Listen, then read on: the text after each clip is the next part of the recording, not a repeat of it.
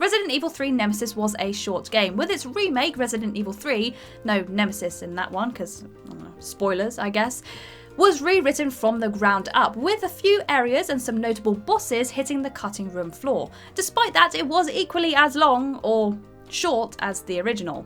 However short the game might be, it makes up for it by being particularly dense. Resident Evil 3 Remake is filled with references to past games and movies, some of them Capcom classics and others that inspired particular games in the Resident Evil series.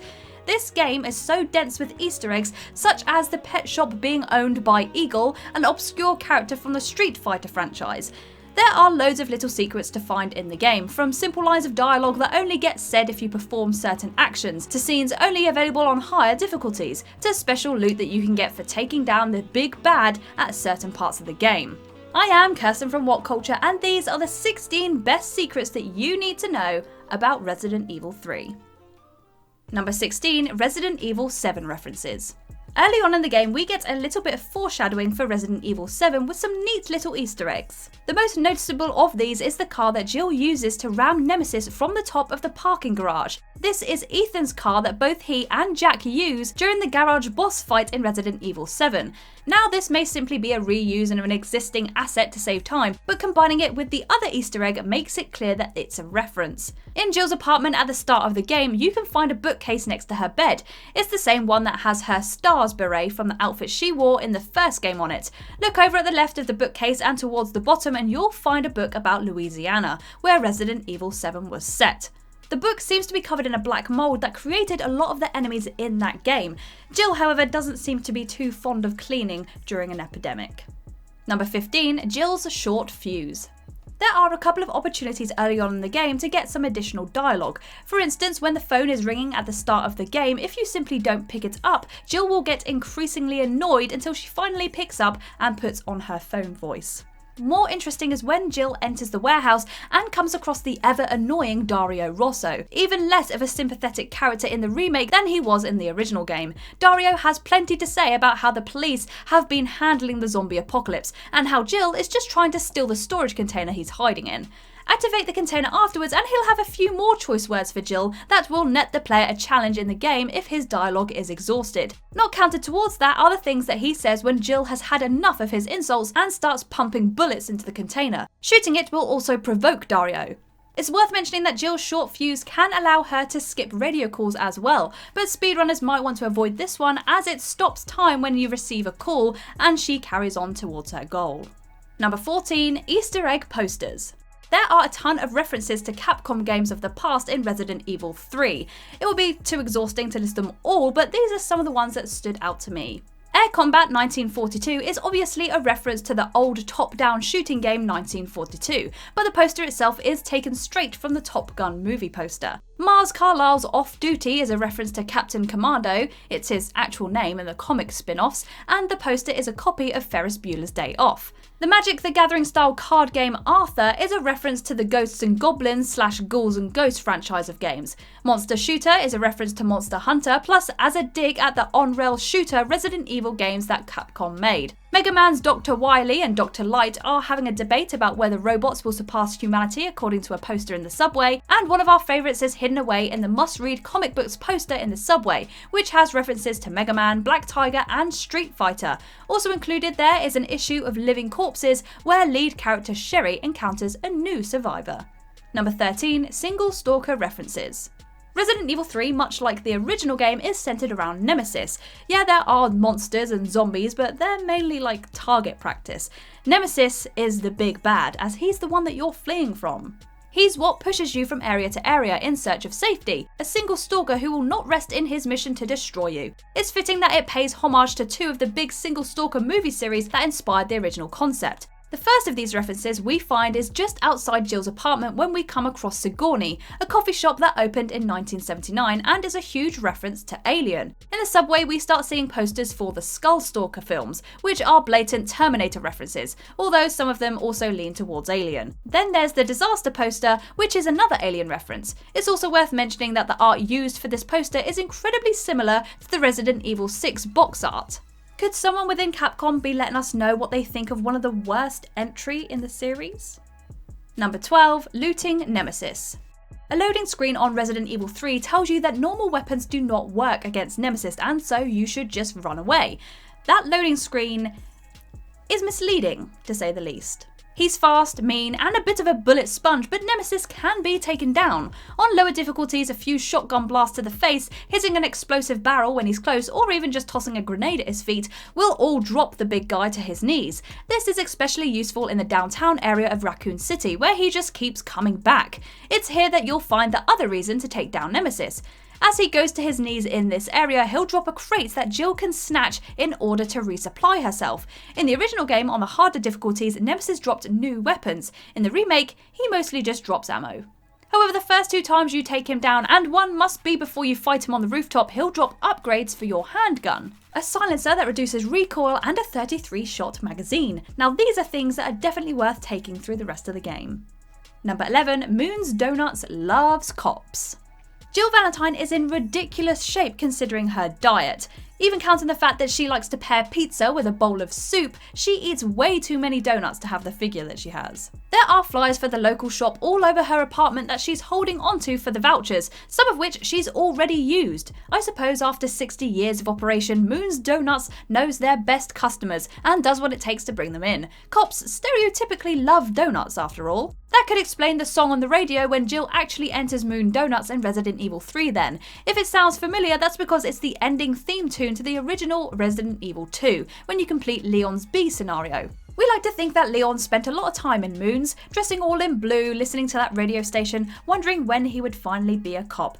And now, after he's lived through his own 90s horror movie, he has that tune stuck in his head while he thinks about how he's going to take down Umbrella. Number 10, Map of the Power Substation. This one isn't exactly a secret, but for some players it is really easy to miss, and if you do miss it, Jill will just wander around lost in that annoying area. When Jill enters the subway power substation, she must navigate an area to find 4 breakers, reset them, and then escape back to the control room. Complicating things are the drain demos, fleas that have fed on the blood of zombies and mutated to great size thanks to the T-virus within. Coming along the floor, walls and ceiling, if they grab hold of you, they will infect her with a parasite that will eventually burst out of her chest in a scene not totally uninspired by certain movie series. However, if Jill pays attention to her surroundings, the power substation is a lot easier than it first seems. The 4 screens in the control room above that area clearly show that each of the breakers that need to be reset is located. Using this knowledge, Jill can rush through the area in a couple of minutes, saving herself a lot of hassle. Number 9, Outbreak File 1. Resident Evil Outbreak was years ahead of its time, giving you a cooperative multiplayer gameplay that is only now starting to become standard. Despite the fact that it was only online play in the handful of countries that it was sold and offering a bare bones offline mode. Both Outbreak games are still beloved by many fans and are high up the list of remake wishes. It's no surprise then that there are Easter eggs around Resident Evil 3 Remake about the Outbreak games. Mentions of Zapata Beer, posters for Umbrella Noodles, and the Elephant Restaurant and Jack's Bar are all featured in the series. When Jill is approaching Kendo's gun shop, she can listen to the following radio call in a police car. RPD dispatch, this is 153. I'm trapped in North Garden with 3 civilians. One of us is injured and immobilized. Please advise. This is exactly what happens in the first scenario of Outbreak File 1, leading players to believe that the person calling in is Officer Kevin Ryman, the playable cop in the Outbreak games. Number 8, Chatty Carlos. While Jill Valentine never gets to visit Raccoon City Police Department, Carlos has a whole section of the game where he's trying to track down a scientist that has a cure for the T-virus. As well as meeting a certain chicken heart and seeing what happened to poor old Marvin from the remake of Resident Evil 2, we get to see what Carlos thinks of the strange layout of the station, as well as set in motion some of the problems that Claire and Leon would later face. Both the shutter leading to the east corridor and offices and the spade key door will be commented on if Carlos approaches them. And having a quick look at the painting on the right wall behind the reception area, we'll see him bemoaning how your tax dollars are put to work. When he finally goes to enter the west corridor and sees the horrors that are taking place there, Carlos can return to Tyrell for some encouragement so that he feels a little bit better about what's to come. Number 7, KICKASS First Day. Before entering the Raccoon City Police Department, Carlos has the opportunity to go down the stairs and enter the room underneath the entrance. This is where, in the Resident Evil 2 remake, Leon finds his uniform. However, because this is part of the game that is before Claire and Leon arriving to the RPD, Carlos can have a few choice words about the uniform that's still there. Later on, when finding the first of the spade key locks, Carlos will call out to Tyrell to let him know he's found a weird fucking door. While he'll never be able to find the key in his exploration of the station, he is not locked out of the office. After working his way round to the other side, Carlos can enter the room where the other officers were planning a welcoming party for Leon.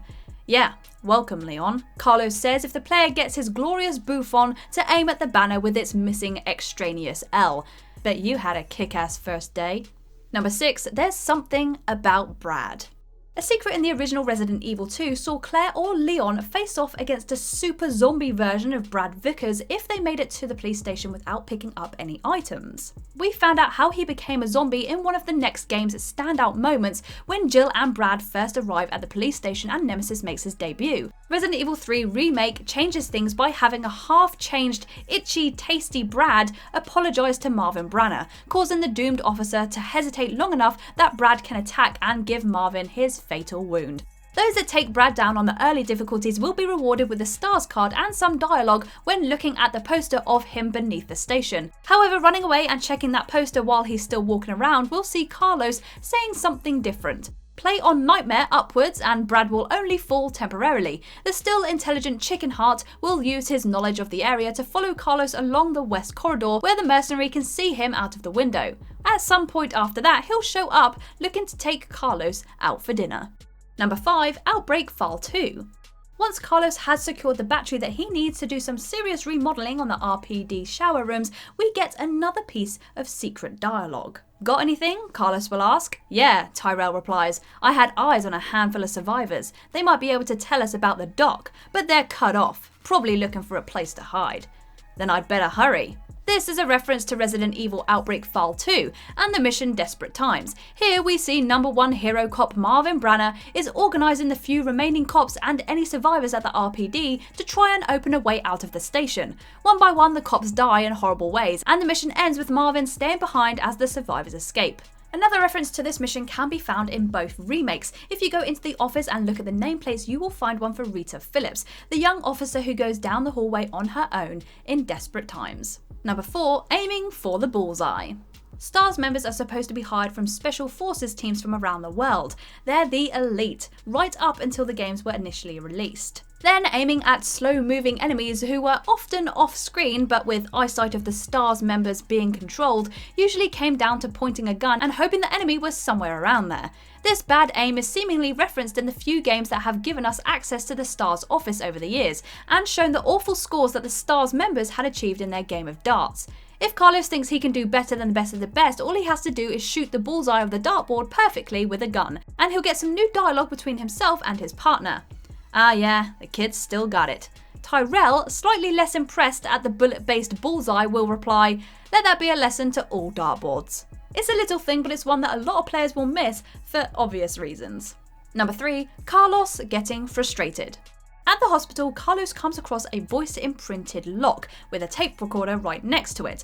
Now, I don't know if people didn't immediately know what to do in this scenario, but there is a folder right there that says that there is a tape recording of the doctor that you're looking for, but Capcom decided to give a little extra dialogue for any people that might have got stuck. Try using anything but the tape recorder and the tape, and Carlos will attempt to open the door by saying, "Open sesame." When that doesn't grant access to the Cave of Wonders, his next attempt will be an impression of the doctor.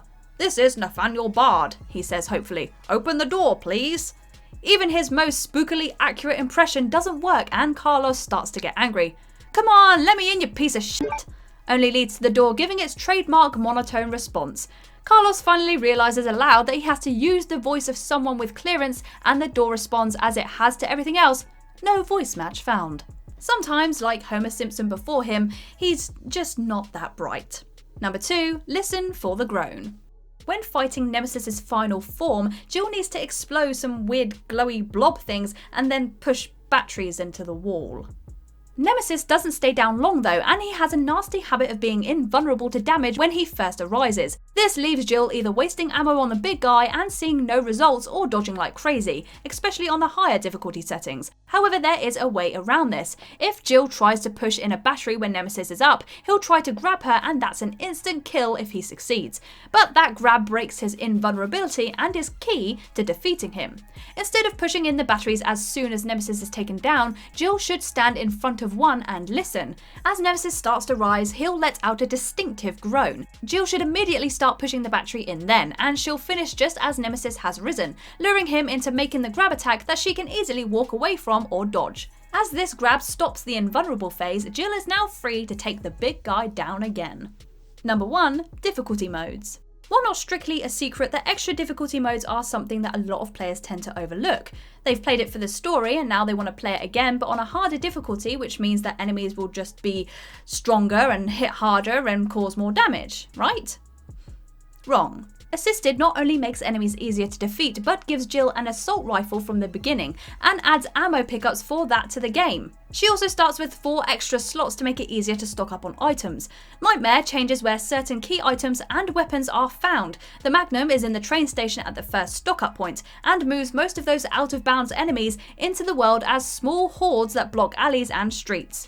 Nemesis's upgraded Z show up earlier and in greater numbers, and the Paleheads, Lickers and Hunter Gammas all show up in places they didn't before too. Finally, there's Inferno, which is Nightmare but with the added changes of no autosave, fewer item boxes and fewer typewriters dotted around Raccoon City. Each of these difficulty levels completely changes how the game plays and are well worth playing. And those are the 16 best Resident Evil 3 secrets that you need to know. Did you know of any of these secrets already? If you did, leave us a comment down below, and if you didn't, I hope you try them out. I know I'm definitely going to. If you like this video, give it a thumbs up, and if you haven't already, click that subscribe button. But for now, I have been Kirsten Ria, this is WhatCulture Gaming, and I'll see you in the next video.